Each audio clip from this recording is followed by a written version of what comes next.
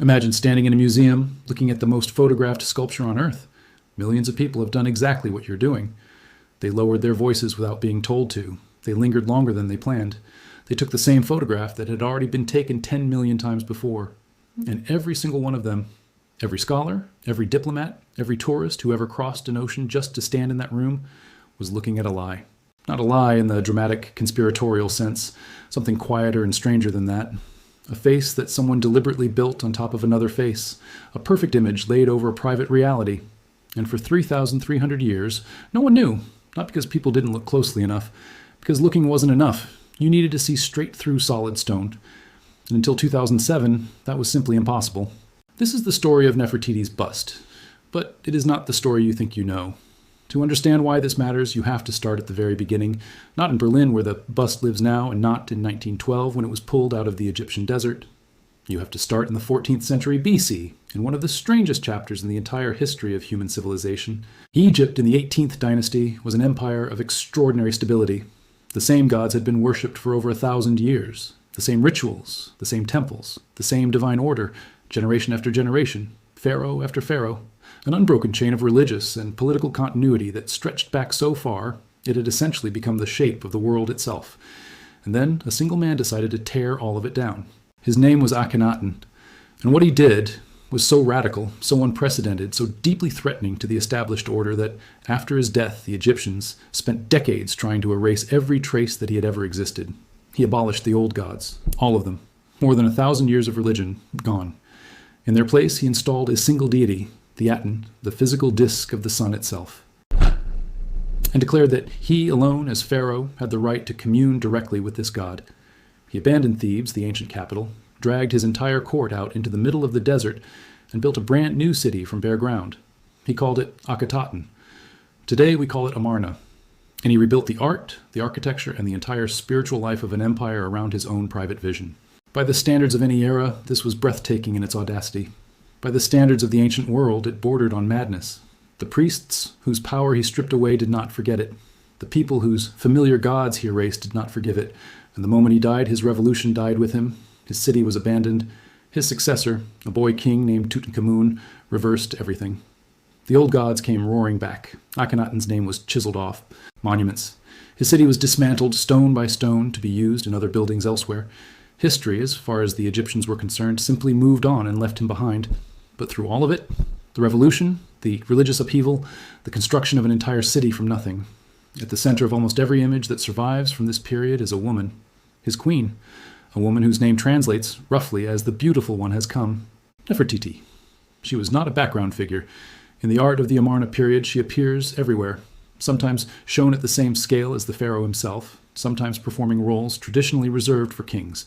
Whatever her actual political power was, and scholars still debate it fiercely, her presence in the official record of this reign is undeniable.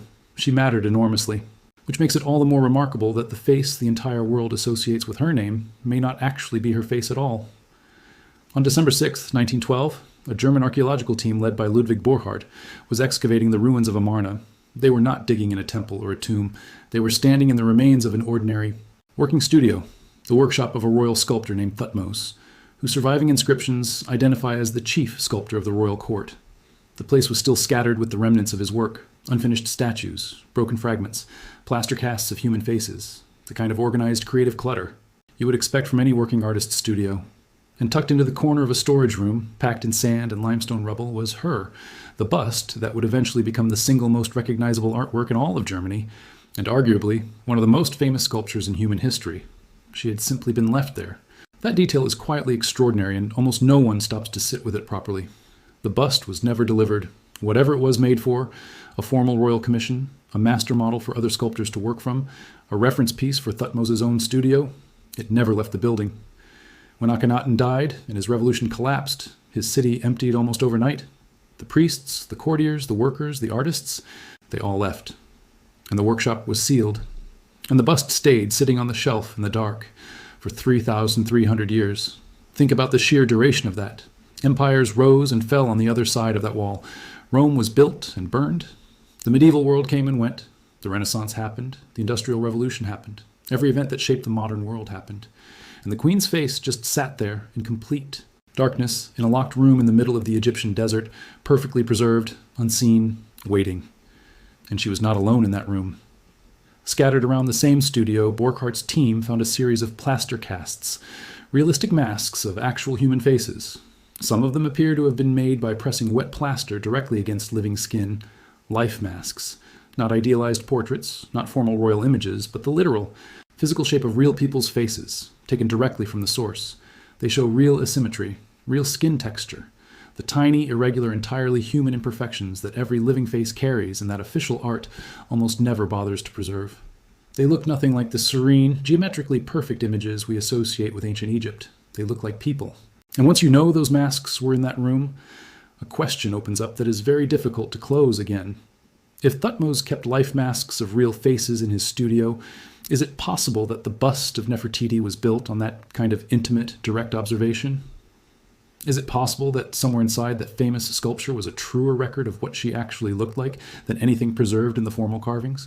As it turned out, the answer to that question was sitting inside the stone the entire time, but nobody would know it for almost a century. Slice by slice, the painted outer surface peeled back digitally to reveal the stone beneath, and the stone beneath was not what anyone expected. The 1992 team had theorized that the core might be a rough support, a crude block of rock present only to give the stucco exterior something to adhere to. They were wrong. As the reconstruction sharpened on the monitor, a second face rose up out of the limestone, fully formed. Eyes, nose, mouth, cheekbones, chin, neck, every feature complete, every feature carved with a skill that matched the famous outer face exactly. Two entire sculptures, one nested inside the other like a secret folded inside a letter and sealed. And this face, this inner face that had been sealed in complete darkness since the 14th century BC, was not the same as the one the world had spent a century admiring. The differences were specific, deliberate, and they told a story that nobody had been prepared to hear. The inner stone face had creases at the corners of the mouth. The soft lines that come from age or expression or the simple passage of time lived in a real human face. On the outer surface, those lines had been smoothed completely away. The inner face had a small but distinct bump on the bridge of the nose, the kind of natural irregularity that almost every real nose carries. On the outer face, that bump had been filled in and eliminated until the nose ran in a perfectly clean, uninterrupted line. The inner cheekbones sat lower, softer, more anatomically ordinary. On the outer face, they had been built up, lifted, made dramatic and architecturally high in a way that reads as almost supernatural in its perfection. And the stucco doing all this work was not applied in a uniform coat. It was thicker in some places and almost absent in others, laid down precisely, feature by feature, exactly where a correction was wanted. Stack every one of those differences side by side and they all point in the same direction. Not one of them added a flaw or roughened a line. Every single change made the face younger, smoother, more flawless, more removed from the ordinary human variation of a real person's features. That is the detail that rules out accident. A careless slip of the hand produces random variation. A pattern produces itself only on purpose. The most beautiful face in the ancient world was built. The face it was built on top of was something else. The research team's findings were published in April 2009 in the journal Radiology, and the debate about what it all means has not stopped since. The most straightforward reading, and possibly the most accurate one, is a craftsman's explanation. Limestone carves rougher than stucco finishes.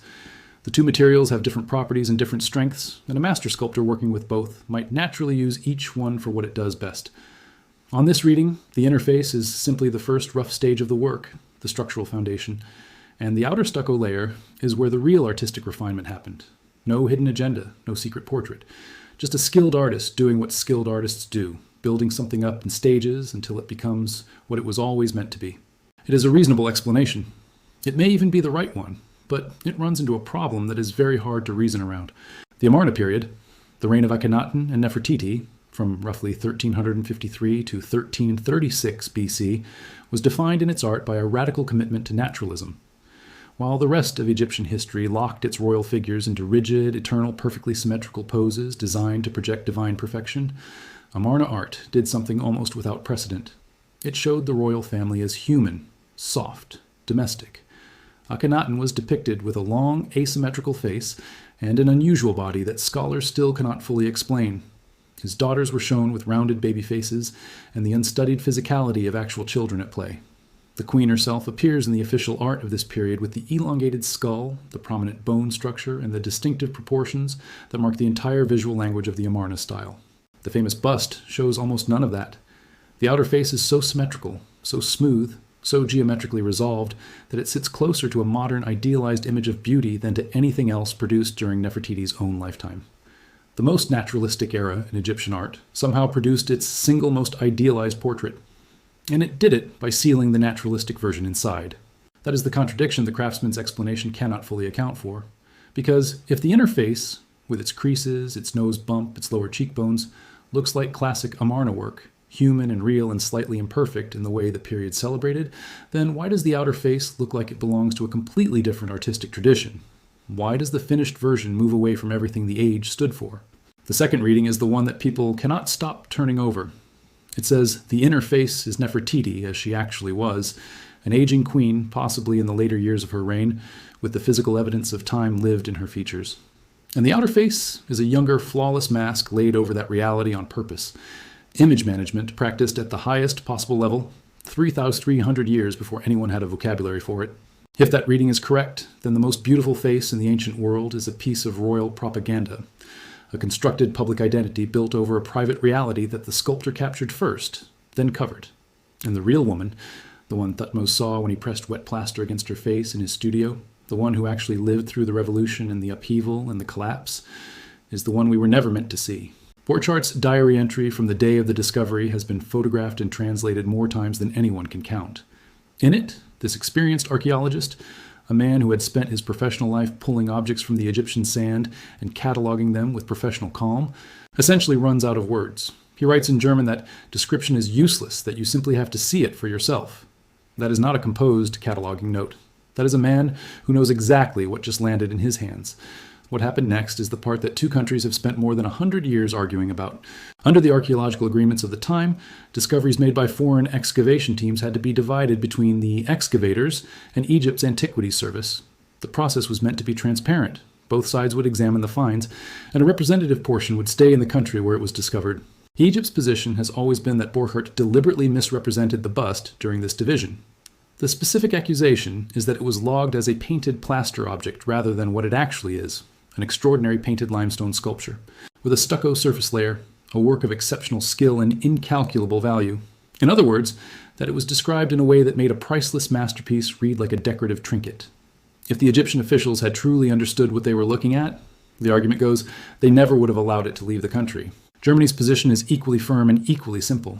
The division was entirely legitimate, every object was available for inspection, and the Egyptian authorities had every opportunity to examine everything before the split was agreed upon. Two accounts of a single afternoon. One object. No agreement even now, more than a century later. The bust was brought to Berlin in 1913. It passed through private hands for nearly a decade before finally going on public display in 1924. The reaction was immediate and electric. Newspapers across Europe called it a revelation. Critics scrambled for superlatives. People who had spent their careers studying ancient Egypt said they had never seen anything like it. Then the Second World War arrived, and Berlin's museums raced to protect their most precious holdings from the bombing. The bust spent the war sealed underground in a salt mine in Thuringia. After the war, it ended up in American-occupied West Germany. And then the Cold War split its world clean in half. The bust stranded in West Berlin while the rest of its collection sat inaccessible on the other side of the wall. A 3,300-year-old Egyptian queen, outliving every empire that had ever tried to claim her, caught in a 20th century ideological divide between nations that had not existed when she was alive. Only after German reunification in 1990 did the slow work of reassembling the divided collections begin. Today she lives in the Neues Museum on Museum Island, a building restored specifically with her in mind, in a room designed around her presence. Egypt has never stopped asking for her back. Germany has never said yes. And the entire time this argument was playing out, every diplomatic letter, every formal request, every legal argument, every moment of national pride staked on the possession of this object, every single party to the dispute was fighting over the outer face. Not one person on either side of that 100-year argument knew there was a second face inside. The first hint came in 1992, when a research team managed to place the bust inside an early CT scanner. The images that came back showed something, some kind of internal structure, something more complex than a solid block of carved limestone. But the technology of the time simply wasn't good. Enough to resolve what that structure actually was. The images were blurry. The team couldn't determine whether the core was just rough-hewn stone with a decorative surface layer applied on top, the standard construction method for many Egyptian sculptures, or something far more deliberate and far more interesting. So the question just hung there, a smudge and a scan. An ambiguity no one had the tools to resolve, too important to ignore, too unclear to act on. And the bust was far too precious to take apart and simply look inside. For 15 years, the answer sat in the stone, waiting. In 2007, Dr. Alexander Huppertz, director of the Imaging Science Institute at Berlin's Charité Hospital and Medical School, received permission to try again, this time with a completely different category of machine, a 64-slice spiral CT scanner with sub-millimeter section thickness. This is not the blunt instrument of 1992. This is the same technology used to map tumors, trace blood vessels, and image the delicate internal architecture of a living human brain. Pointed at a 3,300-year-old block of limestone and stucco instead of a patient, it could resolve features smaller than a fraction of a millimeter. Nothing inside that stone was going to stay hidden from it. The bust was lifted from its case, carried to the scanner, and placed on the imaging bed. The protocol ran. And then Huppertz sat down at the workstation and watched the reconstruction build itself on the screen. The third reading is the quietest of the three, and in some ways the most unsettling. It says the two faces were never meant to be rival portraits at all. That the inner stone face was always just scaffolding, a structural starting point, a private working foundation that was always intended to stay sealed inside the finished piece. Never to be seen, doing its job precisely and completely by being invisible. On this reading, the sculptor wasn't hiding anything. He was just building. The inner face was never the portrait. It was always only the bones underneath. 3 readings. The evidence fits all 3. And the one person who could settle it is 3,300 years beyond asking. Here's the thing that should sit with you long after this video ends. We know Nefertiti's face better than we know almost any other face from the ancient world. We can tell you the exact thickness of the paint on her left eyebrow down to a fraction of a millimeter. We know every layer of stucco, every tool mark, every deliberate correction the sculptor made. We have mapped this object with more precision than most living people will ever have their own faces examined.